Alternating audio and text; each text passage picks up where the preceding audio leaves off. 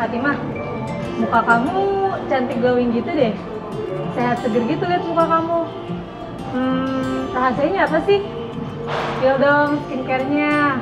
Wah iya dong, aku nggak pakai skincare apa-apa sih. Yang penting rajin-rajin rawat muka aja. Seriusan? Nggak pakai skincare apa-apa? Iya serius, yang penting rajin-rajin rawat muka aja. Kalau dilihat-lihat, wajah aku makin glowing deh. Bersih gini, makin cantik aja deh aku.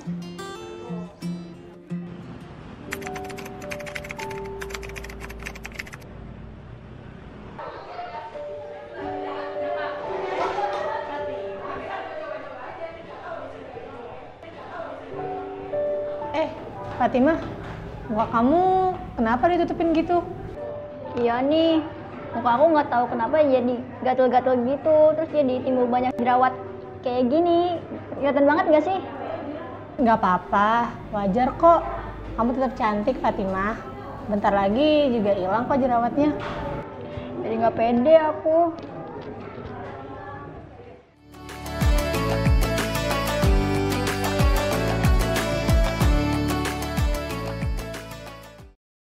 Farhan, menurut Farhan, video tadi gimana sih dan membahas tentang apa?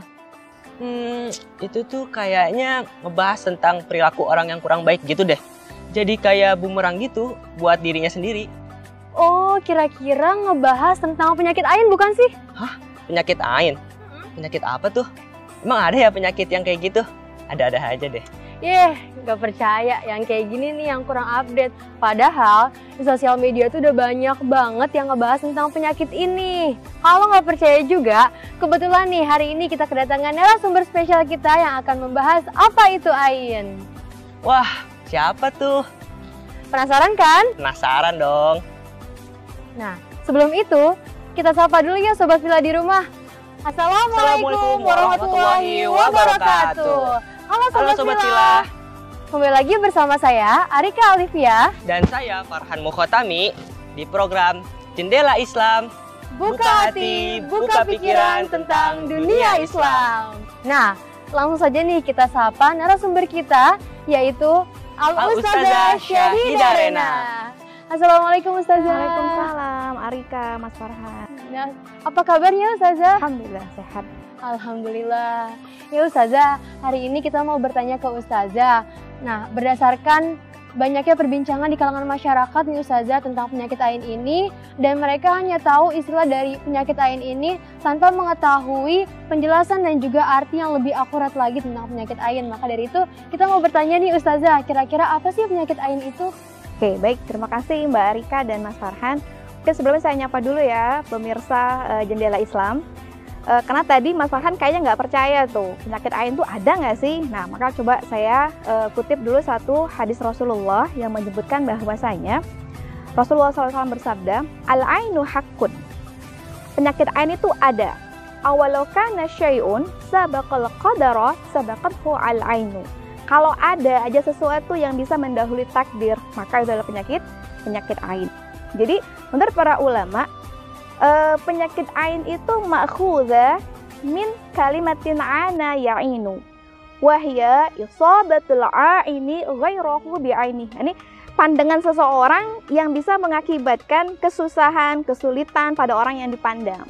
Nah, wa asluha, dan asalnya penyakit ain itu adalah i'jabul aini bisyai', kekaguman seseorang pada sesuatu. Nah, tapi kenapa bisa menjadi ain? Walakin yatba'uhu, diikut sertakan dengan pandangan tadi apa? Kaifiyatu nafsihi al-khabisah, kondisi jiwa yang tidak baik. Karena Mbak Arika dan Mas Farhan, sebenarnya jiwa manusia itu Allah berikan dua potensi. Yang pertama, Allah sebutkan fa'alhamaha, kami ilhamkan kepada jiwa manusia itu dua. Fujuraha, potensi berbuat buruk, wa taqwaha, dan potensi berbuat baik.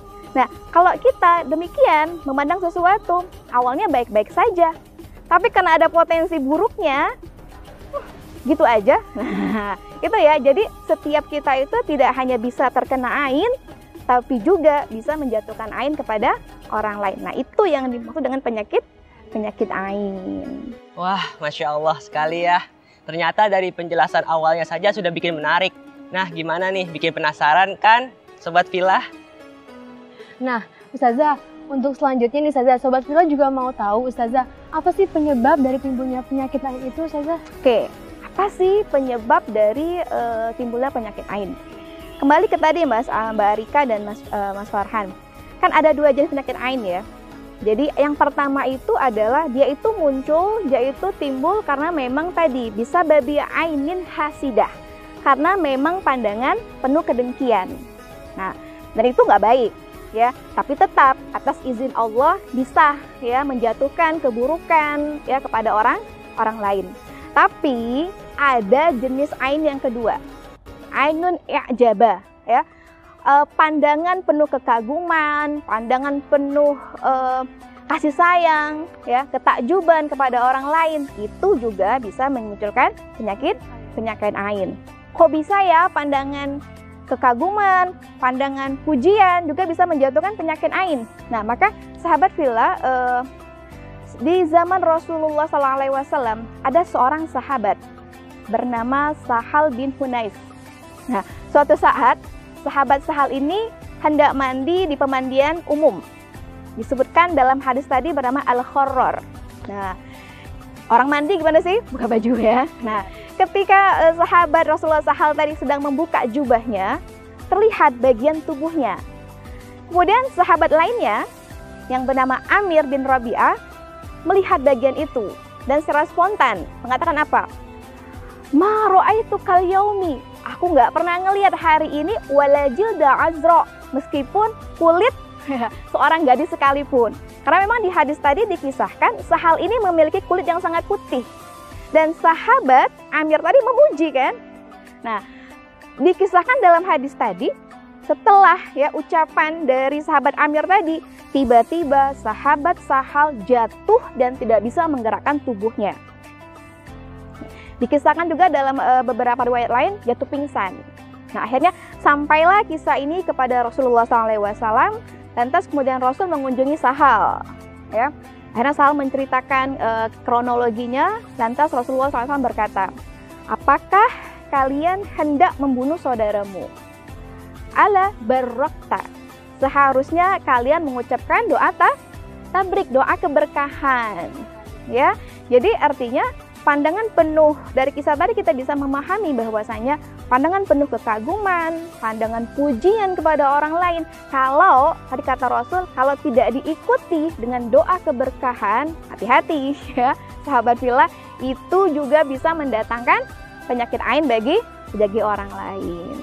Wah, memang penyakit ain ini ternyata sangat berbahaya ya Ustazah. Nah, Ustazah, selanjutnya apakah penyakit ain ini mengenal batasan usia gitu, dan rentan usia berapa saja sih yang biasanya terkena penyakit ain ini? Jadi penyakit ain itu bisa kena ke siapa aja. Sebenarnya dari anak, dewasa, orang tua, bahkan bayi sekalipun itu bisa terkena penyakit ain. Kok bisa ya? Kenapa ya bayi kena penyakit ain? Coba kalau saya tanya Mbak Arika, kalau Mbak Arika lihat anak kecil, apa yang sering diucapin? Wah, lucu banget. Nah, imut Mas, banget. Apa yang diucapin? Ih, gemes banget sih. Ya, jadi memang kenapa bayi atau anak-anak itu bisa menjadi korban penyakit ain? Karena memang sebenarnya tadi ya, saya sampaikan di awal bahwasanya penyakit ain itu kan tidak hanya disebabkan oleh pandangan ainu hasidah, pandangan penuh kedengkian. Tapi tadi pandangan seperti Mbak Arika, seneng, gemes, lucu gitu ya, pandangan dengan kagum, cinta, itu juga bisa memunculkan penyakit ain. Nah, bayi, anak kecil tadi kan memang punya daya tarik untuk menyenangkan hati kita. Dan kalau kita senang, biasanya ucapan yang keluar juga yang bagus gitu ya. Nah, jadi kalau misalnya kita bandingkan, mana sih usia yang paling rentan atau kelompok mana sih yang paling rentan untuk bisa terkena penyakit ain? Maka itu adalah anak-anak. Kenapa juga anak-anak? Karena memang kan anak-anak itu belum bisa membentengi dirinya sendiri. Ya mungkin kalau kita bahasa kedokteran tuh belum cukup imunitasnya gitu kan. Nah sama, karena memang mereka belum sholat, belum bisa berzikir dan sebagainya. Sehingga ketika nanti mereka mendapatkan kalimat-kalimat pujian seperti tadi, lucu, gemas dan sebagainya tadi, hati-hati, itu juga bisa mendatangkan penyakit ain. Oh, jadi memang penyakit AIN ini bisa terkena oleh siapa saja Ustazah, baik tua maupun muda, dan yang paling rentan itu adalah kepada anak-anak ya Ustazah. Nah Ustazah, berkaitan juga nih, Ustazah kan merupakan seseorang yang mempunyai ahli dalam bidang ilmu kejiwaan. Nah, menurut Ustazah, apakah ada keterkaitan antara penyakit AIN ini dengan psikologi seseorang, Ustazah? Oke, baik. Terima kasih Mbak Rika pertanyaannya. Jadi kalau secara spesifik tidak ada ya, belum ada kajian psikologi yang secara spesifik menjelaskan tentang penyakit AIN. Karena memang tadi penyakit AIN adalah penyakit yang metafisik, penyakit yang memang tidak terlihat dengan jelas seperti itu. Tapi Mbak Rika, Mas Farhan, dalam Islam dan dalam kajian psikologi Islam itu dijelaskan bahwasanya penyakit kita tidak hanya pada penyakit fisik, sakit kepala, sakit perut, tapi juga kita mengenal ada yang namanya penyakit ruhaniyah, qalbiyah. Apa itu? Iri, dengki, tidak senang, sombong. Nah, itu adalah bagian dari penyakit ruhaniyah qalbiyah kita. Artinya kenapa? Kenapa kita itu dianjurkan menghindari diri kita dari katakanlah misalkan sifat dengki, iri ya. Karena biasanya ya orang yang dengki, orang yang iri itu lambat laun memang akan memberikan dampak kepada dirinya sendiri atau mentalnya. Jadi orang yang iri dengki itu yang pertama, dia akan menjadi sosok pribadi yang gampang marah, ya. Yang kedua, dia akan memiliki emosi yang tidak stabil. Di samping dia gampang marah, dia juga akan gampang sedih, gampang kecewa, putus asa, tidak senang dengan orang lain. Nah, ini juga adalah bagian sisi negatif dari orang yang memiliki penyakit dengki, dan kita berlindung dari itu. Oh, jadi seperti itu ya Ustazah. Nah, mungkin selanjutnya ini adalah pertanyaan yang terakhir nih. Apa aja sih bahaya yang ditimbulkan dari penyakit AIN ini? Dan bagaimana cara kita untuk bisa menghindarinya? Oke, baik. Apa sih bahaya dari penyakit AIN? Jadi Rasulullah SAW berkata dan menegaskan bahwasanya al-ainu haqqun. Penyakit AIN itu ada, benar adanya. Ya kan? Awalau kana syai'un sabaqal qadara sabaqathu al-ainu. Andaikan saja ada suatu perkara yang bisa mendahulukan takdir manusia, maka itu adalah penyakit AIN. Dan juga tadi Mas Farhan, jadi pandangan ya, entah baik itu pandangan yang penuh hasud ataupun pandangan pujian ya, itu disebut oleh Rasulullah SAW, aktsaru may yamutu ba'da qada'illahi wa qadrihi bil aini. Jadi tidak hanya pada menjatuhkan penyakit, tapi juga bisa menyebabkan kematian. Maka kita benar-benar berlindung dari penyakit AIN. Nah, sekarang bagaimana kita melindungi diri kita dari penyakit AIN? Oke, yang pertama, perbanyaklah zikir. Zikir pagi, zikir sore, bahkan mungkin kalau kita hendak tidur di malam hari, baca surah Al-Ma'surat. Karena dalam Al-Ma'surat ada ayatul kursi, ada surah Mu'awwizatain, qul a'udzu bifalaq, qul a'udzu birabbin binnas, wa min syarri hasidin idza hasad. Wah, Masya Allah banget ya Farhan pembahasan kita kali ini. Iya, Masya Allah sekali ya. Karena selain bermanfaat untuk orang lain, bermanfaat juga untuk diri kita, iya nggak? Iya, benar banget Arika. Jadi, Sobat Villa, kita dianjurkan untuk lebih berhati-hati lagi terhadap apa yang kita lakukan dan kita ucapkan. Karena segala sesuatu yang terjadi itu pasti ada sebab dan akibatnya. Nah, termasuk pembahasan kita ini tadi, penyakit AIN yang sangat berbahaya. Nah, seperti juga yang tadi dijelaskan oleh Ustazah, ada sebuah hadis riwayat Al-Bazar yang terdapat dalam Kashful Astar yang dihasankan oleh Albani dalam Hasan Al-Jami' yang berbunyi aktsaru man yamutu ba'da qada'illahi wa qadarihi bil aini, yang artinya sebab paling banyak yang menyebabkan kematian pada umatku setelah takdir Allah adalah AIN.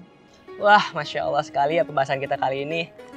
Ternyata terdapat banyak pelajaran yang bisa kita ambil dari perbincangan kita dengan Ustazah Syahidah ini. Betul banget tentunya. Dan semoga kita semua bisa terhindar dari yang namanya penyakit AIN ini.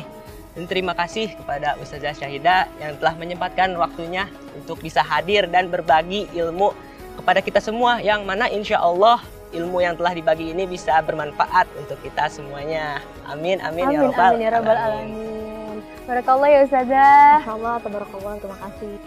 Jadi Sobat Villa, jangan lupa untuk terus saksikan Jendela Islam, buka hati, buka pikiran tentang dunia Islam. Wassalamualaikum warahmatullahi wabarakatuh.